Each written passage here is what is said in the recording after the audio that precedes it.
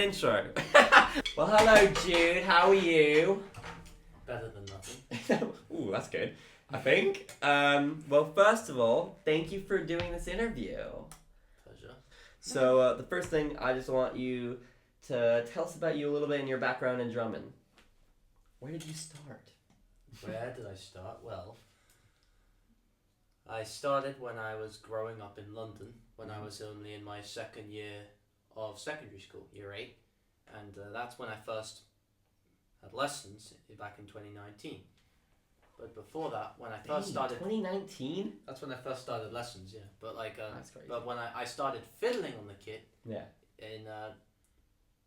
in my dad's old apartment back when I was about 12.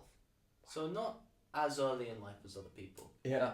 But around then, you know, I practiced when I had the time. Obviously, secondary school took up a lot of my time, and I thought, you know, I was at a decent level, and I didn't really think about it too much. I just played, even if my technique was terrible. Mm-hmm. But then the pandemic hit. Mm. You know, everything shut down, the world stood still, and during quarantine, during when I didn't have online lessons, that's when I, you know, decided to go on the kit and try some things. I decided to, well, after I took a bit of a break while in secondary school before the pandemic, I decided to, you know, give it more of a try. Yeah. Practice a little more. Then after the pandemic was over, I applied and got into a place called the Brit School, which Very good school. yeah, you know, Adele went there, Jessie J went there, I think Tom Holland, Amy Winehouse, a band called The Feeling, if you know them. Jude Mcbride went there. Yeah. That's the top of the list. And at that point, which was like late 2021, I only played like 2.5 years. So I was still, my music taste was still rock, you know, the classics. I loved John Bonham, I loved Neil Peart, you know, the big names. Yeah. And I loved a lot of the old school classics. And when I joined Brit School, I knew the musicians were going to be interestingly, I don't know what's the correct word, like insane. But on a skill level, or like they just had experience and skill all together. Oh. Yeah, and before that, you know, I didn't think about it too much. But when I met the other like 7 drummers in that same course who played about 13 years, 10 years, 9 years, one of them, who I'm a drummer I knew called Cameron White, who was the best drummer in the year. He played since he was 4 years old and started playing in church and gospel bands when he was 6. Wow. I'm not religious, but I love gospel music because of him. And he trained in, you tell him to play a genre, he'll just do it effortlessly, especially like gospel and, you know, the jazz. And he's one of the guys that got me, but basically all the musicians in general in Brit, they basically showed me that there was more than just the classics and the big names, like, with all due respect to them, like Elton John, Elvis Presley, Johnny Cash. I love all of them, but you know, they're the most famous names you think at the top of your head. The Beatles, Nirvana, you know. There's what I learned through my course mates back at Brit School who had loads of jazz knowledge on a variety of genres that most were usually quite underground. Like, you wouldn't think of a famous band at the top of your head, like things like Weather Report, or bands like Yellow Jackets. Like, I talked to a lot of people, especially rock artists, and I'm like, who are they? You know? Yeah. But in Brit School, a lot of the music tastes of other people were very sort of rare artists not a lot of people knew about, but were around the time of Van Halen. Yeah. And, you know, the 70s, 80s, the time of great music especially. But of course I love modern things too. But yeah, but all of that, being in the same course with Cameron and the other drummers and the other musicians in general, it caused me, sorry, I'm going to get a bit deep, but I got intimidated, at times frustrated with myself for not being as skilled as them. At times I would feel like I was a fraud. Sometimes I feel I wasn't as good as I thought I was before I joined, and obviously obviously part of that was true, but that might be just me putting me down, but I'm not sure. But through all that frustration came motivation. Yeah. So that may sound a bit cheesy, but I think you know what I mean. And I pretty much left every the whole outside world of reality completely behind me, and I spent hours every week in a studio for the whole 2 years I was there. I was an external student. Internal students go there from year 10, but I started in year 12. The whole 2 years I practiced and practiced and practiced and practiced and practiced. But not only just, the big rock hits. I looked at the 40 essential rudiments, which is what basically every drummer is the main sort of training of sticking exercises most drummers learn, or I'd say are the most recommended exercises to learn, like singles, doubles, paradiddles. Those are the 3 basic rudiments. But I started with those, but then I went to flams and things like that, and basically the general way of practicing, you move them around the kit.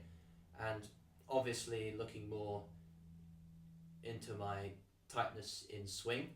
Double time swing, I'm still developing, but just a swing and independence with my hands and feet, that's what I was focusing a lot on at Brit School. And but also because of when I was not as experienced, during the big shows that we would do as a part of our units, our, let's say, modules, like coursework,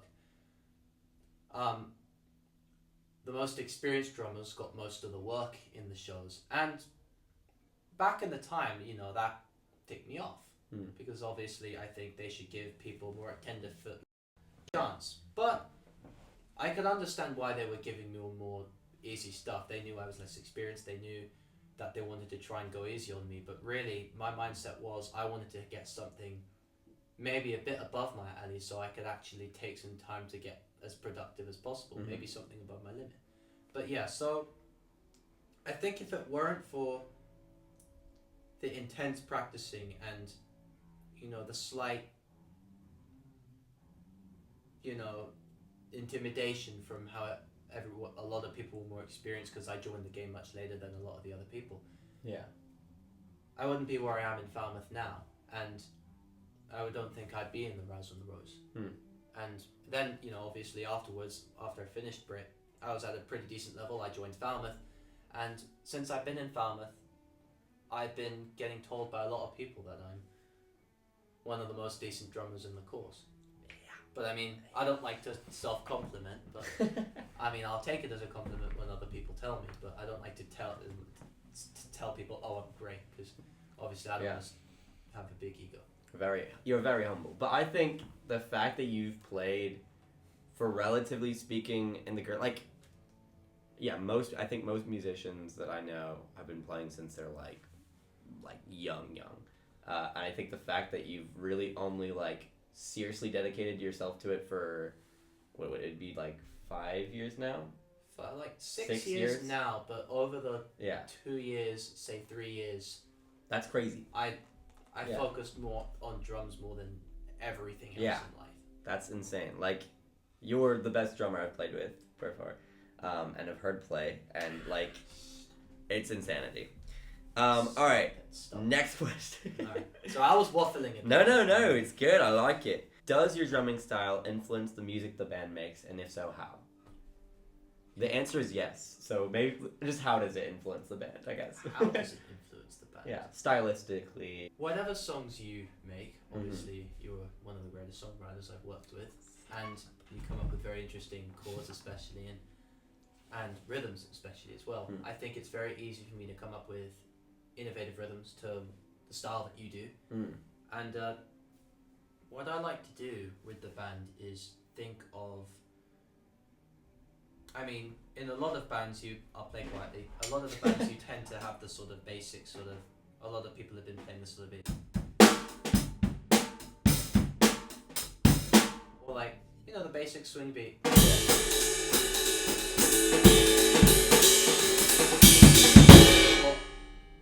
But I really wanted to try to really give something that not someone will think is predictable. Yeah. Something that not people, especially in the Falmouth music scene, which is pretty punk based, hard rock based, would expect. Like maybe a groove like this. I kind of stole this from one of my favorite drummers, Ronnie Cassidy.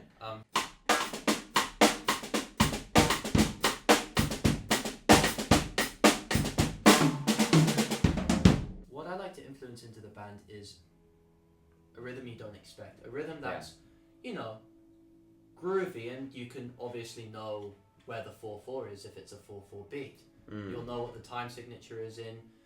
The band will still find it easy to play to. Right. Obviously, I don't want the other guys to be lost on what I'm doing. So at the same time, this is the question. How do you balance between making drumming super complicated or rhythmically different or polyrhythms or whatnot, but also make it suit what the song needs and for like the storytelling and clarity of the song? How do you balance those two? Because those often can be sort of on polar sides, like polar opposites of each other. Yeah, it's a good question. If there's a beat that, like you're doing, for instance, you do a lot of that piano rhythms that go like I'll think of something, syncopational, but still underneath all of those maybe rudimental things, still have that root groove underneath. So like as you do something like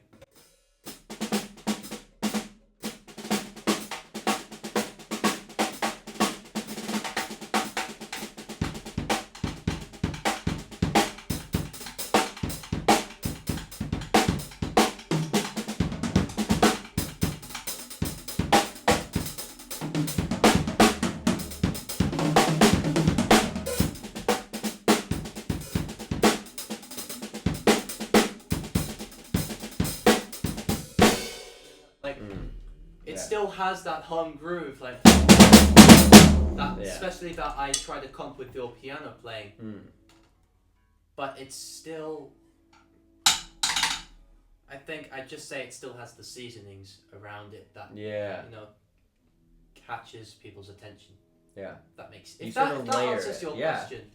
I think that's one of the coolest elements of your drumming is the fact that you have the ability to sort of have the simple, like everyone knows the rhythm, but also like somehow layer that and play a much cooler or more fancy version on top of it, but have it not be distracting from the song. It just makes you like sink into your seat and be like, oh my god, I want to hear more of that. Especially, I do a lot with the rim shots on the side, because I think that gives a nice sort of a cut through spike, For example, if I'm doing something like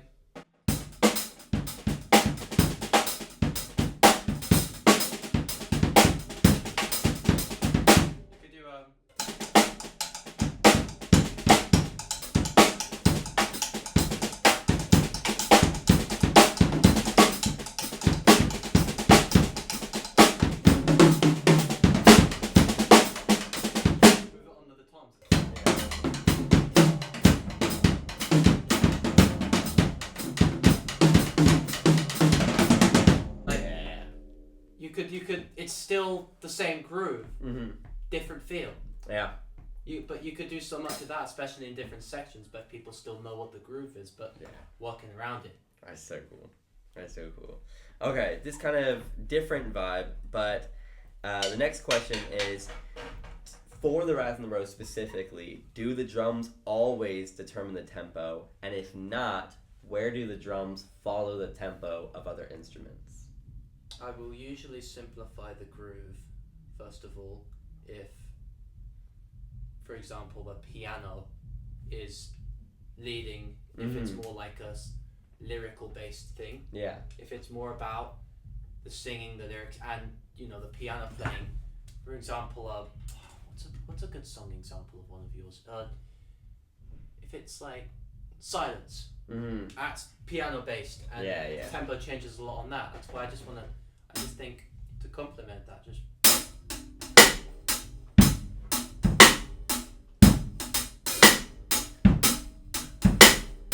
Or when it comes to the fast part where it's like the triplet beat. Yeah.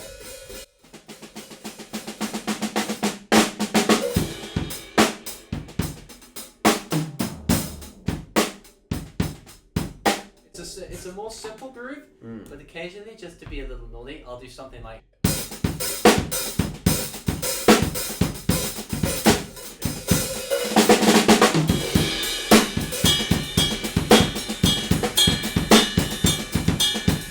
I'm taking a polyrhythm just to be a little like Little naughty. But yeah, I think it really depends on who's starting. For example, Sam Murray, for example, that little polyrhythmic bass line that you do, Max, is Max is off camera right now. I know, but he's still here. Sorry, he's listening the whole time. For Sam Murray, dum boom boom dum dum dum. To make a polyrhythmic, I will still do simple, but I'll still comp with it at the same time with the bass.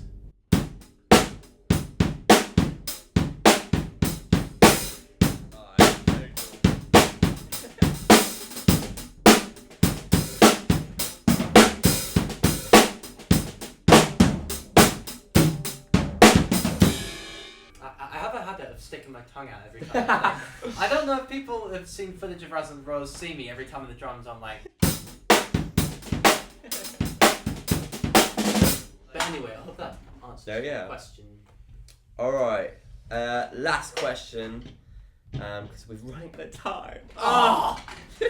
But what is your favorite part of performing in the band? What do you enjoy the most about performing? Being on stage, having a billion people in the ground, having 10.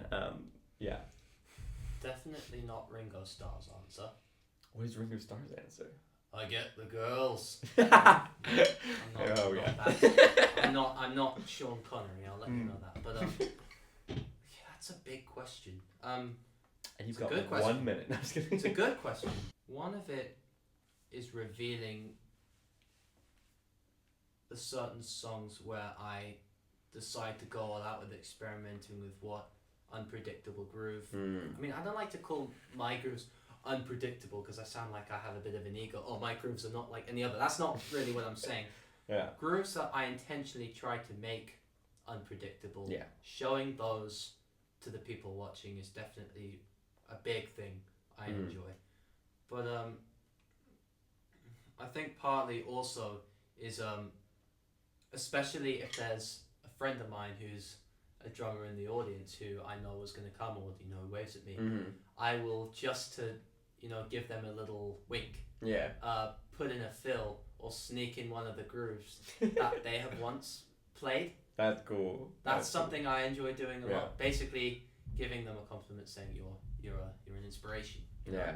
Like there's this drummer in town in Falmouth called Noah Warnes, and very good drummer. He is in bands like Cacophony Groove. I don't know how to say it. Cacophony, I think that's how it goes. Yeah. Cacophony Groove Collective and Wrists. Yeah. And I recommend those two bands. Oh my god. I recommend those two bands. They're insane.